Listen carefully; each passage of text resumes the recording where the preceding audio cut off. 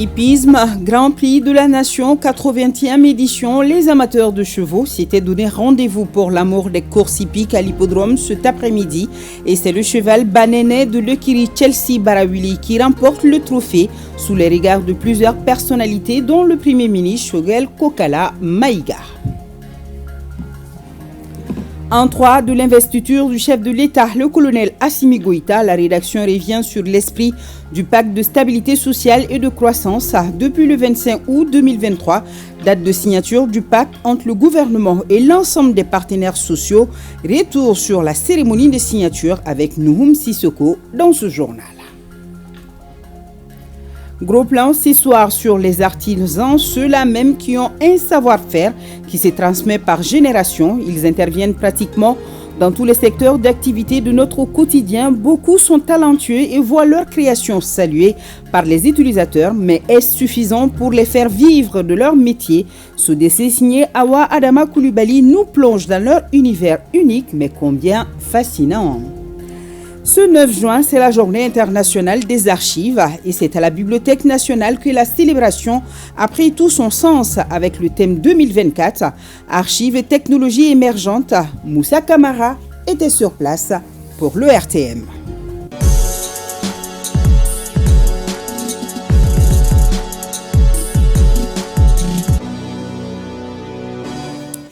Dimanche 20h, merci de nous suivre.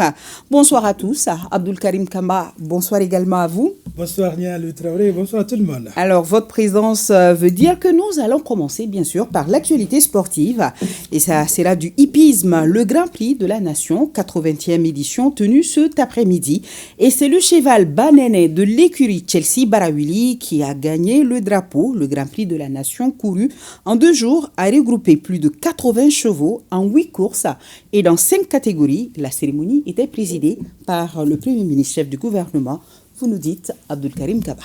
Oui, le Grand Prix de la Nation, l'équivalent de Coupe du Mali dans d'autres disciplines. Au Mali, elle est la plus vieille des coupes nationales cette année et c'est la 80e édition et elle a été remportée par le cheval Banene de l'écurie Chelsea Barawili. Le Premier ministre, Dr Choguel Kokala Maïga, s'est dit heureux pour la jeunesse malienne et félicite le jockey champion. Nous l'écoutons. Au Grand Prix de la Nation, c'est de nouvelles découvertes.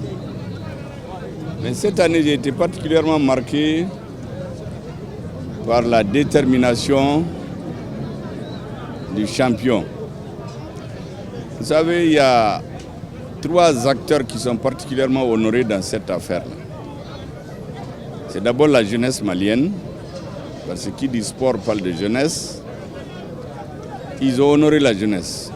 Nous avons passé beaucoup d'événements ces derniers moments qui parlent et travaillent sur la jeunesse. Ils ont honoré le président de la transition, qui a toujours appelé les jeunes à l'effort. C'est l'effort continu dans la durée. Le travail bien fait, c'est ce qui paye. On vient de le voir aujourd'hui. Le fait que mon fils de Nyoro a gagné 3 prix, ce n'est pas l'effet du hasard. C'est l'effet du travail bien fait et continu. Dans tous les domaines, c'est l'exemple que la jeunesse malienne doit prendre. Le président passe tout le temps à appeler les jeunes au travail. Et pour les inciter plus, il leur a dit que lui-même, il fait partie de lui, il est un jeune. Donc ils viennent de donner la preuve que le mot d'ordre que le président a lancé n'est pas tombé dans l'oreille des sourds. La 3e personnalité qui va être très heureuse ce soir, c'est mon père, le shérif de Nyoro. Vous savez, c'est un grand amateur de chevaux, de courses de chevaux. Et si aujourd'hui, c'est un de ses petits-fils, arrière-petits-fils qui prend les trophées, je crois qu'il va passer une très bonne nuit. Et enfin, bien sûr, on ne peut pas féliciter les vainqueurs sans parler de ceux qui sont derrière. Si ils ont réussi, c'est que la Fédération malienne du sport équestre a fait le nécessaire qu'il faut pour cela. Et ils sont bien encadrés parce que le ministre de la Jeunesse a une vision extrêmement vigilante sur le travail qui se fait. Et vous avez une nouveauté, c'est que le ministre de l'Élevage et la Pêche est maintenant partie prenante de l'équipe qui s'occupe du sport équestre. Et il a pris des engagements ici. Et le patron ici a chuchoté tout de suite à mon oreille d'insister auprès du ministre de l'élevage et de la pêche. Je lui ai dit qu'il est déjà engagé. Donc il peut être rassuré. Au total, je crois que le peuple malien doit être fier de ce que font ces jeunes. Les jeunes qui aiment les chevaux, leur père, leur mère doivent être très heureux aujourd'hui. Moi, personnellement, je retourne très heureux et je salue au passage l'équipe des ministres qui sont venus très nombreux et montrer le soutien à leurs collègues des sports et de la jeunesse, au président de la fédération et à l'ensemble des jeunes. Cette victoire du cheval Banene est le 6e Grand Prix remporté par l'écurie Chelsea Baraouli et du jockey Cheikh Sidi Mohamed Haïdara Dimeme.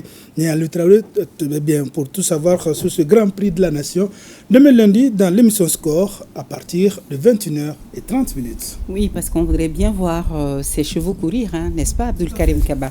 Nous allons continuer avec du football. Éliminatoire mondial 2026, 4e journée.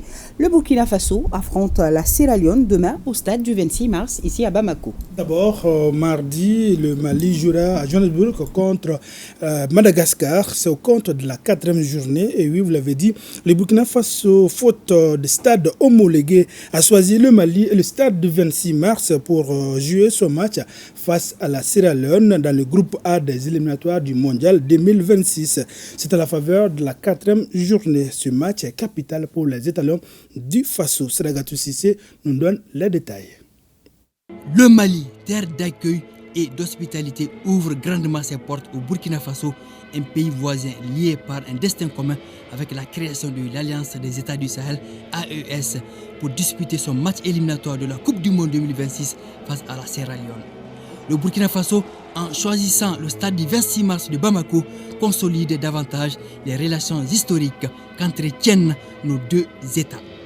Les étalons du Burkina Faso, 3e du groupe A, 4 points plus 2, après leur défaite 2-1 contre l'Égypte, ont obligation de victoire ce lundi devant la Sierra Leone, 4e, 4 points moins 1.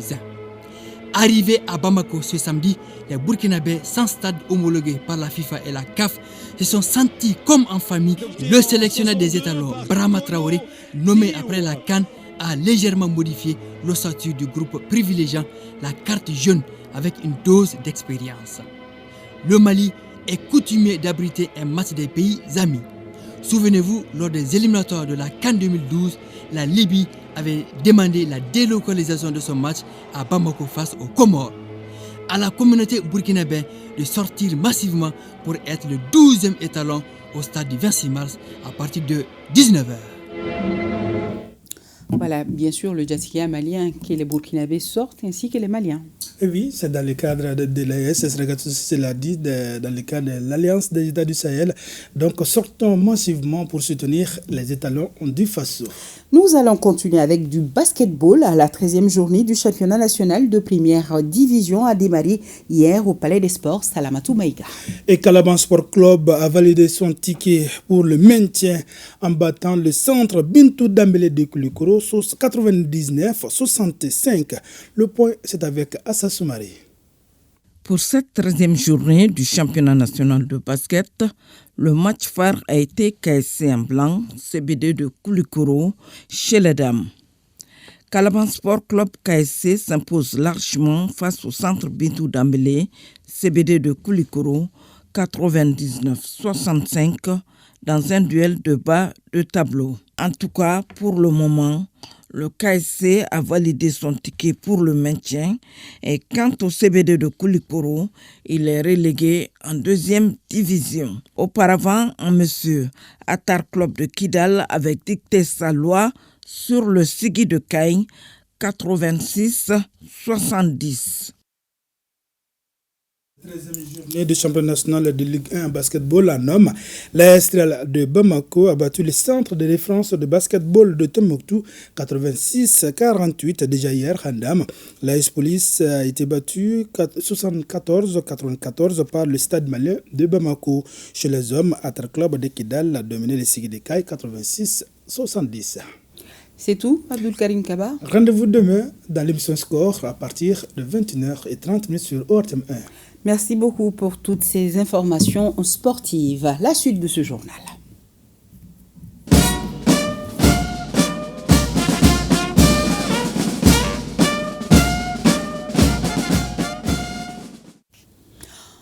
En 3 de l'investiture du chef de l'État, le colonel Assimi Goïta, la rédaction revient sur l'esprit du pacte de stabilité sociale et de croissance. Vous vous rappelez certainement de cette date, le 25 août 2023, le gouvernement et l'ensemble des partenaires sociaux signaient le pacte de stabilité sociale et de croissance, assorti d'un plan d'action couvrant la période 2023-2027 pour un investissement de plus de 105 milliards de francs CFA. Retour sur la cérémonie des signatures, c'est avec nous. Je voudrais également saluer la signature du pacte de stabilité et de croissance entre le gouvernement, le patronat et les syndicats de travailleurs. La signature de ce document si important démontre le souci de l'ensemble des acteurs de mettre la stabilité de l'État au-dessus de tout et de créer un climat social apaisé, gage de développement socio-économique auquel nous aspirons tous. Cette signature du document de pacte de stabilité sociale et de croissance concrétise la volonté des pouvoirs publics, du patronat et des syndicats d'œuvrer ensemble pour apaiser le climat social et contribuer au progrès économique et social en vue de la réalisation de la justice sociale et du travail décent pour les masses laborieuses. Ce pacte s'articule autour de 7 chapitres avec un plan de mise en œuvre de 5 ans conformément aux recommandations de la conférence sociale tenue en octobre 2022. Quant au plan quinquennal 2023-2027, structuré autour des axes suivants: le dialogue social, la liberté syndicale, la politique de rémunération, la promotion du secteur privé, la protection sociale et la sécurité et santé au travail. En tout, le plan d'action compte 60 domaines d'engagement et 125 activités programmées avec des responsables de structures impliquées. Nous nous félicitons de l'engagement solennel pris par les organisations syndicales de privilégier désormais le règlement pacifique des conflits sur les lieux de travail et d'intégrer désormais les questions relatives à la performance de leurs entreprises. La contribution du secteur privé ne fera point défaut. Ce pacte constitue une avancée dans l'évolution du syndicalisme comme outil de bien-être social et de développement, selon le représentant des centrales syndicales. Sous cet angle, il apparaît comme un instrument politique de construction de la paix, de l'entente et de la stabilité qui procure à tous la sérénité. Cette nouvelle approche du syndicalisme nous invite, en tant que responsables, de mettre le renouveau du Mali au-dessus de toutes nos divergences personnelles. Enfin, le pacte de stabilité sociale et de croissance est fondé sur la confiance mutuelle. Il constitue un outil précieux pour la pacification du climat social. Il nous suffit donc, pour sa pleine réussite, le respect des engagements pris. Sur ce plan, nous savons compter sur la bonne compréhension du gouvernement. Pour accompagner le pacte de stabilité sociale, un dispositif de gestion et de prévention des conflits vient d'être mis en place par les autorités.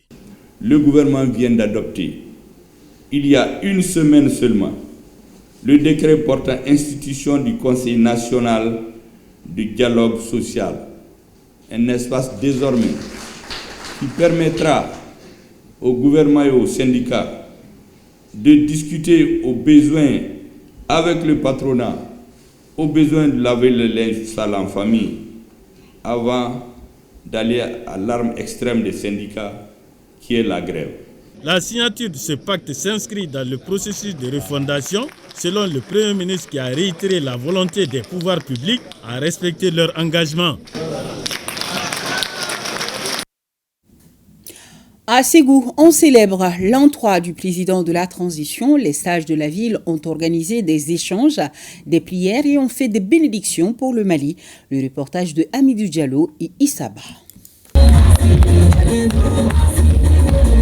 Rassemblement patriotique autour du président de la transition, le colonel Assimi Goïta. Sur invitation des Saïd de Ségou, nombreux sont des Maliens venus de plusieurs localités du pays pour célébrer à Ségou l'entrée du président Assimi Goïta à la tête du pays. L'occasion est bonne pour rendre un vibrant hommage à notre héros national, à la transition, aux forces de défense et de sécurité du Mali. Excellence, Monsieur le Président de la transition Assimi Goïta, Ségou vous dit merci pour la souveraineté retrouvée de notre cher Maliba. Des témoignages ont été faits sur les grands chantiers du chef de l'État. Excellence, Monsieur le Président Assimi Goïta, merci encore pour la reconstitution et le réarmement de notre voyante armée qui aujourd'hui fait la fierté de tous les Maliens car elle effectue avec succès sa mission régalienne de protection des populations et de leurs biens. Les résultats sur le terrain sont élogieux, très élogieux. Cette rencontre de soutien aux actions du président Assimi a été sanctionnée par des prières et bénédictions pour la réussite de la transition.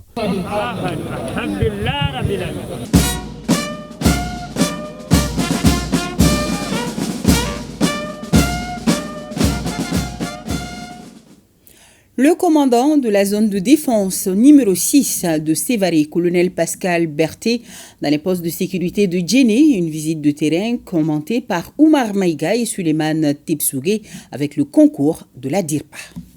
Le commandant de la zone de défense numéro 6 de Sévaré, le colonel Pascal Berthet, a effectué une visite de terrain dans les postes de sécurité de Djenné, Douanza, Boni et Ombori, pour non seulement s'enquérir des conditions de vie et de travail des hommes engagés sur l'état des opérations, mais aussi donner des orientations pour la réussite des missions assignées. Cette première visite, c'est pour constater de visu les conditions de vie et de travail des hommes qui sont sur le terrain, leur témoigner de la reconnaissance de la nation et des plus autres autorités militaires pour le sacrifice qu'ils consentent jour et nuit pour la stabilité du pays, en bravant les intempéries, en bravant l'absence de la famille et beaucoup d'autres choses. Sur instruction des plus hautes autorités, des actions civilo-militaires ont été menées à travers la mise à disposition des vivres aux populations de Boni. C'est le lieu aussi de dire à la population vraiment de renforcer le travail des forces de sécurité. Pour qui connaît notre armée, tous les Maliens doivent être fiers de nos forces de défense et de sécurité. Malgré la présence par endroits des engins explosifs improvisés, déjoué, le commandant du secteur 4 de l'opération Maliko a apporté les messages de soutien et d'assistance des plus hautes autorités aux populations de Djenné, de Douanza, de Boni et de Ombori. L'armée a une vocation d'assistance aux populations. Ça fait partie de ses missions. Nous avons été également investis par les autorités militaires de la mission de les apporter des vivres gracieusement offerts par l'État à Djangassabou et également à Boni. Cela nous remonte le moral et encourage la troupe à poursuivre leur mission régalienne. Et cela montre également la présence de nos autorités et sur la première ligne de combat. De Djenné à Douanza en passant par Boni et Ombori, le colonel Pascal Berthet a mis un accent particulier sur la cohésion, la fraternité d'armes et surtout la synergie d'action entre les différentes corporations sur l'état des opérations pour le succès des armes sur l'étendue du territoire national.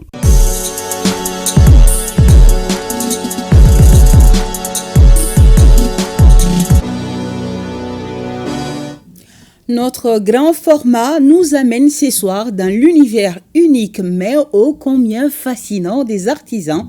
Pour nous habiller, nous chausser, nous parer, meubler nos maisons ou nos bureaux, ils sont au début et à la fin de tous ces processus. Ça, vous le savez déjà. Mieux encore, leur savoir-faire se transmet par génération, beaucoup sont talentueux et voient leur création saluée par les consommateurs. Mais est-ce suffisant pour les faire vivre de leur métier? Le dossier est signé Awadama Koulibaly et Yaya Kone.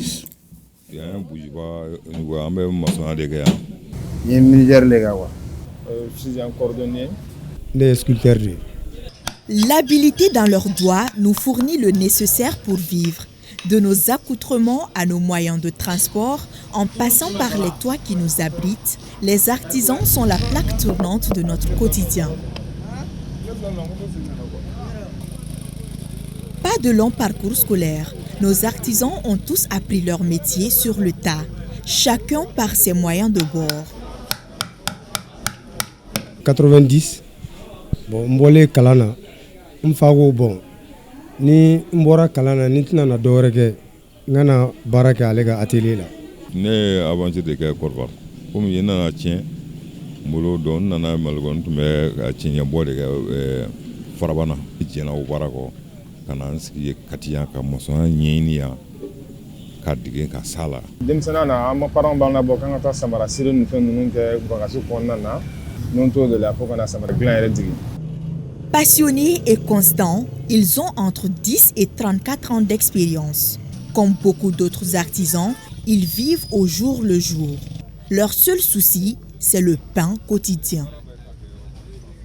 Mason sara waglen kema fla de clé kono. Mais waglen kema fla on barake bi. Ye barake sini. Wa fla ni kema nane est-ce que la semaine ngelen est-ce que abse ke balwa. Ne ka baji soding fatu me boya ni don so me boya meta ka foko men sigan som envisager baran konana waya na so peut-être contrat bi ni mo do tia quoi bulla baragala ka calculer mabu an woni calculer kelen mamulo an ba bimbi an ba fongo chini do be soro bo do be soro fana chini bo asro client be bamako fambe. Aujourd'hui, avec les multiples difficultés touchant le secteur dont la crise socio-économique, le marché est au ralenti et l'insouciance de l'avenir les rattrape. Ne bara indamne depuis 6 ans. Vraiment, ntisega fo ma fin sera là. Parce que wati do temena vraiment bara kunkadi. Mais wati laban nuna na gelea na kosobe bara ko même fade ka yoro la. Ne ma yoro soro nyere tola la. Masega ala se masega fongaji anga se ka dugolo san ou bien ka se ka bara du nyere. Traoré Aboubakar, menuisier tapissier, a également appris à ses dépens. Mais en ce jour, il comptabilise 7 à 10 millions de francs CFA par mois comme chiffre d'affaires. Parce que wari bana chuam na meta ko chuala na yi mo kala ni do tasa ni warna na marayoro to be wala bwana rebe mundo luga se ga wala wa samga ka to le ga psa ma yoro nani yo wane be nyira to la do me do jora. La mauvaise gestion des revenus n'est pas le seul obstacle à l'épanouissement de ces façonniers. D'autres facteurs entrent en jeu, notamment le manque de collaboration. De 1995 à aujourd'hui, il y a eu énormément de formation des artisans, Mais il y a aussi une pratique au niveau du secteur de l'artisanat. Ceux qui n'ont confiance à personne ne peuvent pas confier leur côté de finance à quelqu'un. Parce que pour eux, d'abord, quand ils font cette comptabilité très bien, ils ne vont pas échapper au fisc. Il manque d'organisation. Et souvent, on les conseille. Seuls, vous ne pouvez rien faire. Mais les gens qui pratiquent le même métier, qui n'ont pas assez de force, quand ils se regroupent, ils peuvent faire quelque chose. Et les Maliens aussi, dans leur quotidien, ne sont pas des gens souvent dans la majorité qui aiment trop les produits que l'artisanat ne consomme pas. Donc, quelle que soit aussi ta compétence, quand on n'achète pas, ça pose problème. En attendant un changement de mentalité, une formalisation des métiers, ou encore une marche en ordre serré pouvant décamper la situation, les doigts, eux, avec dextérité, ne cessent de produire. Merci Awa pour ce dossier. Dans un communiqué déposé à notre rédaction, l'Association des consommateurs du Mali, ASCOMA, l'Association pour l'assistance et la défense des consommateurs du Mali, ADAC Mali, et le Regroupement pour la défense des consommateurs du Mali, REDECOMA, disent constater avec regret la fermeture de certaines banques et établissements financiers ainsi que certaines stations dans une méprise totale des usagers de ces secteurs économique. Il dénonce cette façon d'agir de ces structures qui violent les droits élémentaires des consommateurs, notamment le droit à l'information et le droit à la satisfaction des besoins essentiels. Il se réserve le droit d'agir par tous les moyens appropriés pour mettre les consommateurs dans leurs droits. Ce 9 juin, c'est la journée internationale des archives et c'est à la Bibliothèque nationale que la célébration a pris tout son sens avec le thème 2024, Archives et technologies émergentes. C'était sous la présidence du secrétaire général du gouvernement, Moussa Camara. Oumar Traoré était sur place. L'idée d'instituer une journée internationale des archives remonte en 2004 lors du Congrès international des archives à Vienne. C'est en 2007 que le 9 juin a été retenu par l'UNESCO pour célébrer la dite journée. L'objectif recherché d'abord, c'est de sensibiliser d'abord l'ensemble du peuple malien sur l'importance des archives, la conservation des archives à long terme et que les archives peuvent promouvoir le développement du pays. Pour cette journée commémorative, les archivistes, documentalistes et autres gestionnaires de l'information ont approfondi leurs réflexions autour des thèmes comme la formation des archivistes au Mali, la gestion des archives courantes et intermédiaires au niveau des institutions. L'archivage électronique est incontournable au niveau des collectivités et il y a lieu vraiment alors d'innover les formations que nous dédions à l'endroit de ces collectivités-là. Et pour nous, c'est une journée d'auto-évaluation. Et les archives, en général, avaient souffert de considération. Et aujourd'hui, pour nous, on est en train d'évaluer comment est-ce qu'on a pu sortir les archives de l'ornière. La journée internationale des archives qui est célébrée au Mali pour la 10e fois consécutive bénéficie du soutien de l'État. La célébration de cette journée témoigne de l'intérêt que les hautes autorités accordent à la modernisation de l'administration à travers la mise en place des services de pré-archivage au sein des départements ministériels et des services centraux, en permettant la préservation des archives. Il y a lieu de souligner les efforts consentis par le gouvernement, notamment la numérisation du journal officiel de la République du Mali et l'organisation des missions de suivi des archivistes et des conditions de conservation des archives des régions de Kaï, Koulikoro, Kita, Nyoro, Sikasso, Bougouni, Ségou, San et Koutiala. Cette journée contribue à la sensibilisation de la population sur le rôle des archives dans le développement socio-économique du Mali. Nous allons poursuivre avec le secrétaire général du gouvernement, Birama Koulibaly, était à Koulikoro pour donner le top départ d'un séminaire de 2 jours au profit de ces cadres. Ces derniers renforcent leur capacité sur l'organisation du travail gouvernemental concernant, par exemple, la nouvelle constitution. Il était aussi question de la régularité juridique des arrêtés ministériels. Djema Moussa Konati.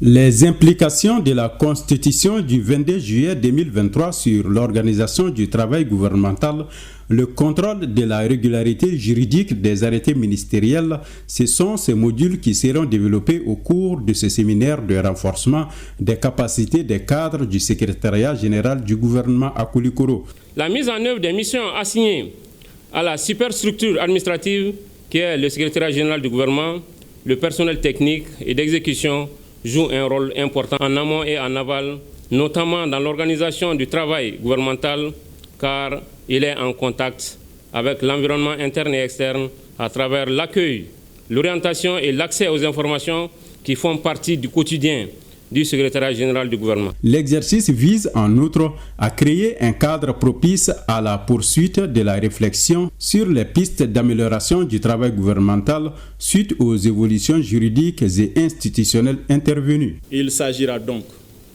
durant ces séminaires, pour les cadres de conception, de s'interroger sur les implications de la nouvelle constitution, sur l'organisation du travail gouvernemental et d'harmoniser leurs pratiques en matière de contrôle de la légalité juridique des arrêtés ministériels. Et pour le personnel technique et d'exécution, d'être formé à la préservation des informations et documents à caractère confidentiel et à l'accueil des usagers. Rappelons que le secrétariat général du gouvernement prépare le Conseil des ministres et les réunions interministérielles assure le suivi de l'exécution des décisions prises, l'enregistrement, le classement et la publication au journal officiel des lois, ordonnances, décrets et arrêtés ministériels, entre autres. Et sur un tout autre sujet, lancement à Gao de la deuxième phase du projet Renforcer l'accès aux services intégrés de santé sexuelle et reproductive et de lutte contre la violence basée sur le genre pour les populations déplacées internes touchées par la crise humanitaire. Financé par l'USAID pour un coût de plus d'1 milliard de francs CFA, le lancement du projet a été couplé au démarrage des activités d'un espace dédié aux femmes et aux filles de la région de Gao, la correspondance de Rakiatou Touré et Alassane Amadou. Pour une durée de 1 an, la deuxième phase du projet couvre les régions de Tombouctou, Ménaka et Gao. Les partenaires de mise en œuvre ont mis le moment à profit pour faire le point des réalisations de la première phase. Nous avons distribué 53 kits dans 13 formations sanitaires ont bénéficié de ces kits dans la région de Gao. Fort des résultats obtenus dans la première phase de mise en œuvre et les besoins humanitaires persistants dans la région, l'UNFPA a obtenu un second financement à hauteur de 2 500 000 $ américains. La cérémonie de lancement a été couplée au démarrage des activités de l'espace sur des femmes et filles, un ouvrage parmi tant d'autres au grand bonheur des bénéficiaires. Nous avons d'autres ateliers qui se mettent en place, comme l'atelier de couture avec une dotation de 20 machines à coudre, 2 machines à broder, 2 machines à faufiler, des mannequins pour hommes, femmes et enfants. Il y aura la réhabilitation de 5 maternités. Notre région reconnaît au Fonds des Nations Unies pour la population tout le mérite de l'assistance financière et technique en faveur de la lutte contre la mortalité maternelle et néonatale et du soutien à la stratégie nationale pour mettre fin aux violences basées sur le genre. La cérémonie a été clôturée par la visite des différents ateliers de l'espace sur des femmes et filles de la région de Gao. Auparavant, des kits de dignité ont été remis aux populations déplacées. Et toujours à la faveur de femmes, 650 millions de francs CFA pour l'amélioration de la santé de la reproduction et de la lutte contre les violences basées sur le genre. Ces 2 projets sont initiés par le Fonds des Nations Unies pour la population et la coopération espagnole pour appuyer le gouvernement en matière de préservation des droits de la femme et de l'enfant. Les régions de Mopti, Kaï, Koulikoro, Sikasso et le district de Bamako en sont les bénéficiaires, nous informe Batraouri. Mariage forcé, agression physique, mutilation génitale féminine, viol et autres violences psychologiques. La liste est longue et l'UNFPI, le Fonds des Nations Unies pour la population, évalue à environ 16 000 cas de violences basées sur le genre au Mali en 2023. C'est pourquoi l'UNFPI et son partenaire, l'ambassade du Royaume d'Espagne, apportent leur contribution à travers 2 projets évalués à plus de 650 millions de francs CFA. Le premier s'intitule « Accès permanent au service de prise en charge des survivants de VBG dans les régions de Kaï, Koulikoro, Sikasso et Bamako. Le second est dénommé « Accès humanitaire au service de santé sexuelle et reproductive et de violences basées sur le genre dans la région de Mopti ». C'est une sensibilisation qu'il faut faire parce que pour réduire les violences basées sur le genre, c'est une question de tout le monde, non seulement les femmes, les hommes, l'ensemble de la société. Il faut comprendre et commencer depuis l'éducation des enfants et des jeunes de comprendre cela. Et un peuple fort, c'est un peuple qui respecte ces femmes parce que c'est la moitié de la population. C'est les 50. Mais on doit commencer pour éviter la violence, pour reconnaître la femme comme des êtres humains. Les 2 projets vont contribuer à améliorer les conditions de la femme et de l'enfant, à en croire le représentant du ministre de la Promotion de la Femme, de l'Enfant et de la Famille. Je voudrais bien confirmer ici que ces projets cadrent parfaitement avec les orientations et axes stratégiques définis dans le document de politique nationale genre.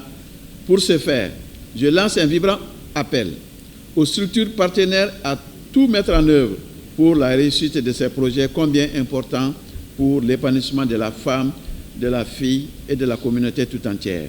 Le premier projet relatif à l'accès permanent au service de prise en charge des VBG sera exécuté pour 18 mois, alors que le second a une durée de vie de 12 mois. Cérémonie de dédicace de 2 livres écrits par l'ingénieur agronome Feu Moussa Ndiaye, Manuel du maraîcher et le guide du planteur. Ce sont les noms des 2 ouvrages qui devront contribuer à l'amélioration de la qualité des produits agricoles au Mali.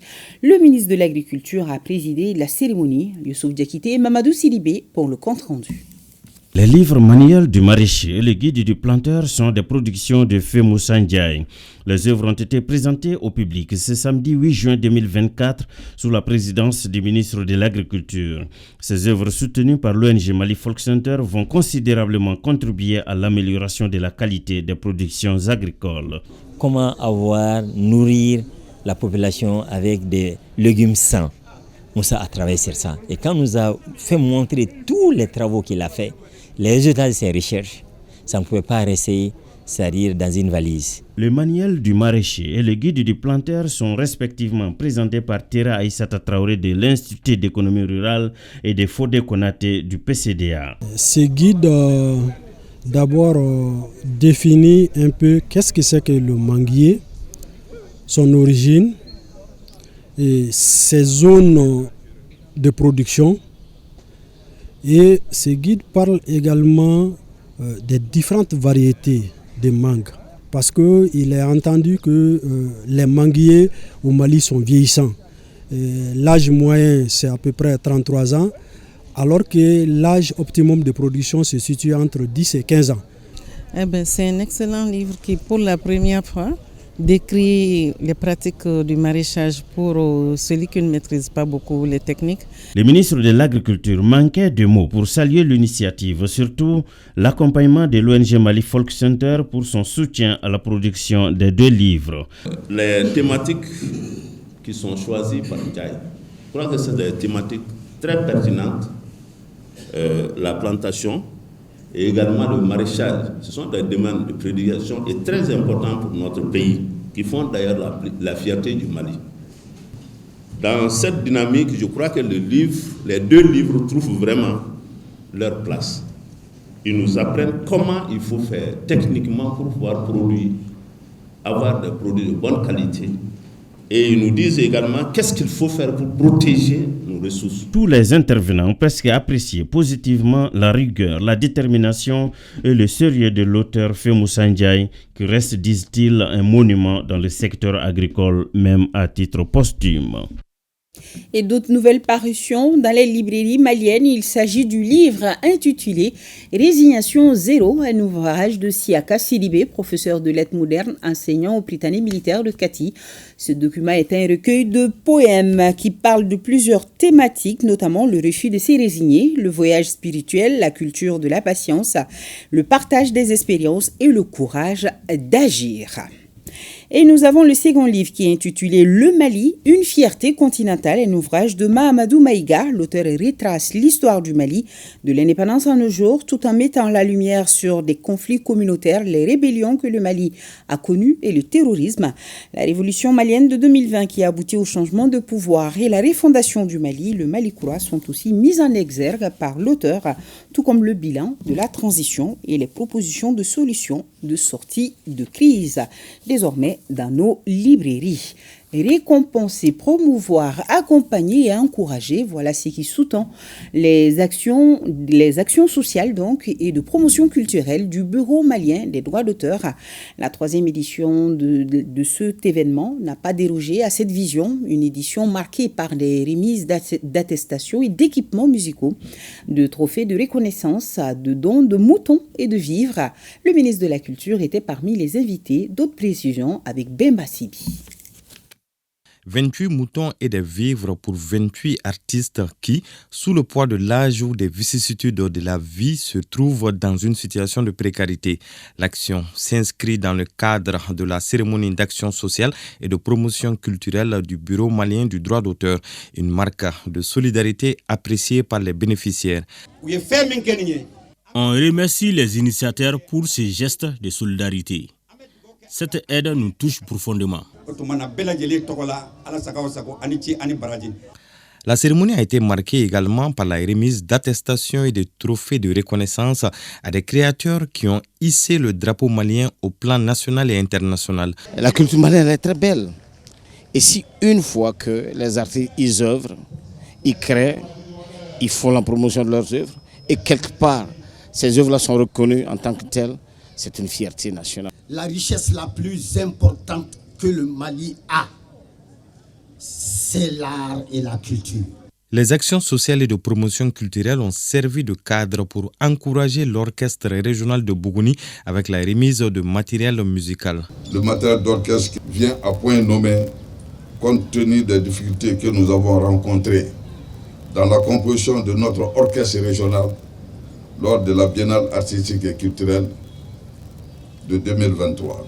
Cette remise de matériel est la première d'une série qui vise la restructuration des orchestres régionaux, a souligné le ministre de la Culture, Andogoli Guindo. La rencontre d'aujourd'hui est donc le témoignage d'un geste de solidarité, une marque d'attention à l'endroit de ces personnes qui font la fierté du peuple malien. Cette reconnaissance par des dons constitués de moutons, de riz, d'huile pour certains, afin d'aplanir les difficultés du moment.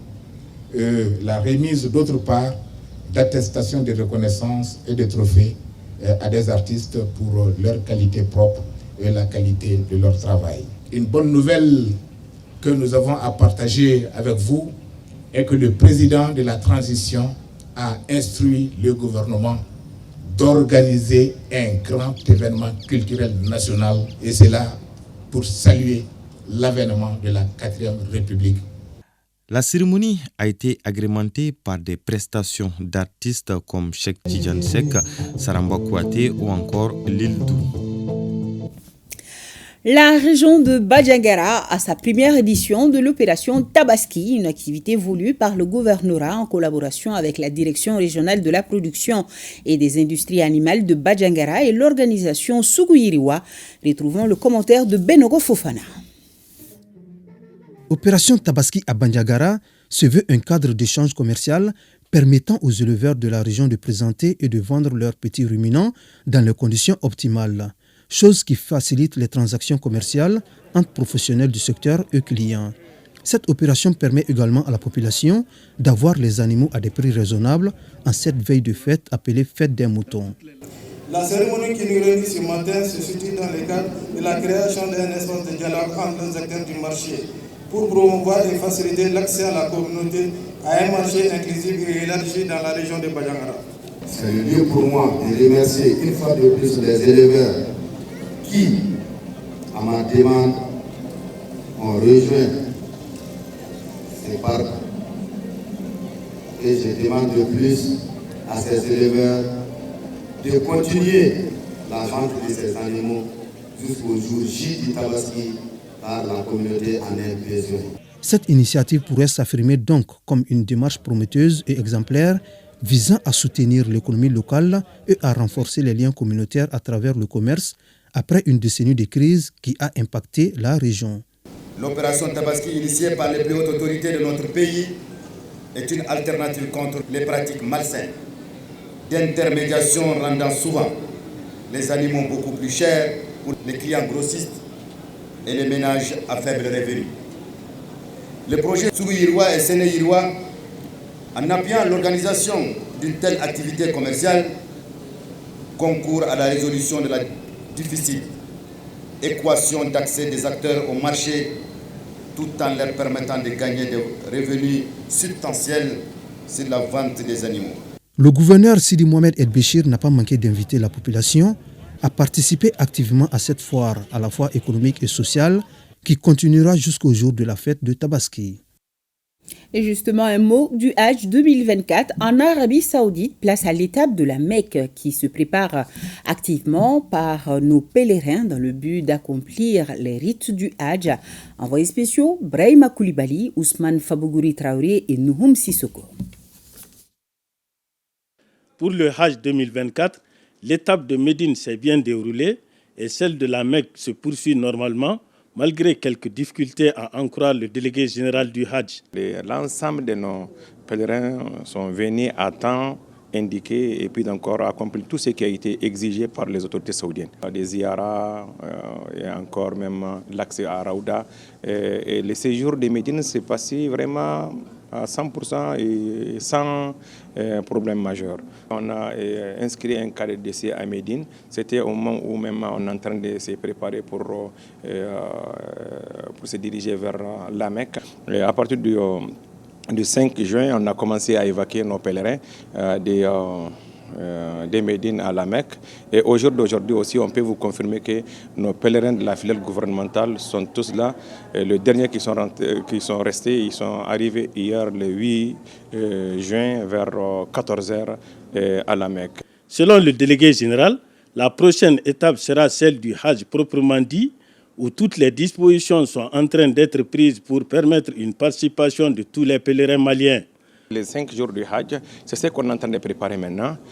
Certes, il y a des badges à faire, il y a des bracelets à faire pour les pèlerins. Et ce n'est seulement pas les pèlerins de la filière gouvernementale, c'est l'ensemble des pèlerins maliens qui sont au nombre de 13 323 pèlerins. Certes, il y a une petite partie qui n'ont pas été inscrits, environ 2 à 2,50%. Préparer à aller à Mina avec l'exigence des Saoudiens cette année, c'est-à-dire, voilà, il n'y a pas un pèlerin qui peut aller à Mina sans de badge de pèlerin. Il faut avoir un visa pèlerin. Ça, c'est vraiment le premier point. Et ensuite, il faut avoir des bracelets, il faut avoir aussi des signes distinctifs et puis encore aller dans le site indiqué pour le Mali. Les rites du Hajj sont vivement attendus par les pèlerins qui ne cherchent qu'à accomplir le 5e pilier de l'islam. Retour au Mali. Dans le cadre du développement communautaire, Fabula Gold renforce la capacité de 50 femmes de la commune de Goundjaga dans le cercle de Niamfolila à travers une session de formation en savonnerie, maraîchage et fabrication de beurre de karité. De Bougouni, Jafar Aïdara, Djibril Barayo. Les femmes sont des agents actifs de développement. Elles sont au cœur de toutes les activités socio-économiques et culturelles, d'où l'organisation de cette formation de renforcement de capacité de 50 femmes de la commune de Goundjaga en savonnerie, maraîchage et la fabrication du beurre de karité. Notre souci primordial, c'est pouvoir quand même développer tous les 31 villages de la commune de Goundjaga. On a réalisé que les femmes, c'est elles qui font tout ici. Donc il va falloir les aider vraiment à subvenir à leurs besoins quotidiens. Cette session de formation vise à valoriser les activités génératrices de revenus des femmes d'une part et d'autre part, créer un emploi direct pour les femmes de la commune de Goundjaga. Si Fabula Gold décide de nous former dans ces différents domaines d'activité génératrices de revenus, cela va renforcer l'autonomisation des femmes de la commune de Goundjaga. La plupart des aides que nous avons, ce sont des aides matérielles, mais cette fois-ci c'est une formation. Une formation dans des secteurs clés, vraiment pour le développement des différentes zones, surtout pour ma zone de Kalana, où les femmes sont vraiment impliquées dans le maraîchage. Les femmes, première actrice du développement, l'organisation Sora Optimiste International Club Espoir Bamako les soutient et renforce leur capacité. Pour plus de 2 millions de francs CFA, elle a offert un moulin multifonctionnel aux femmes du village de Bandougou dans la commune rurale de Moutougoula. Ba Traoré et Idrissa Traoré sont nos envoyés spéciaux. La joie est grande pour les femmes de Bandougou, village de la commune rurale de Moutougoula dans le cercle des quartiers. Ces femmes qui étaient obligées de parcourir des kilomètres pour moudre leurs milles ont désormais leur propre moulin, ce qui va faciliter leurs tâches quotidiennes. Depuis des années, nous étions à la recherche d'un moulin, car nous étions soumises aux séances des pilons, même sous la pluie. Maintenant que le village a son premier moulin de l'histoire, nous ne pouvons que remercier les donatrices. L'organisation des femmes Sora Optimiste International Club Espoir de Bamako est la donatrice du jour. Elle offre aux femmes de Bandougou un moulin multifonctionnel d'un coût global de 2 686 000 francs CFA financé par son partenaire, la fondation Hermann Christian Nierderer. Les membres de nos clubs œuvrent à travers des projets de service pour faire progresser les droits humains et le statut de la femme. Les clubs Soramis œuvrent pour la promotion du statut de la femme, le maintien du haut niveau de moralité, la promotion des droits de l'homme et particulièrement ceux de la femme et de l'enfant. Les bénéficiaires qui ont apporté une contribution en construisant le local du moulin ont promis de prendre soin des installations. On va parler de sport. Avant de fermer ce journal, le Burkina reçoit demain la Sierra Leone au stade du 26 mars pour le compte de la 4e journée des éliminatoires de la Coupe du Monde 2026. À l'occasion de ce rendez-vous, le ministre de la Jeunesse et des Sports, Abdulkassim Ibrahim Fomba, accompagné de ses homologues de la Refondation et de Madame l'ambassadeur du Burkina Faso, ont rendu visite à l'équipe burkinabé au stade Mamadou Konaté. Abdulkassim Fomba et Madame l'ambassadeur ont saisi l'opportunité pour faire passer des messages à l'endroit du public sportif malien et celui du Burkina Faso. Ils sont au micro de Bouraïma Diallo.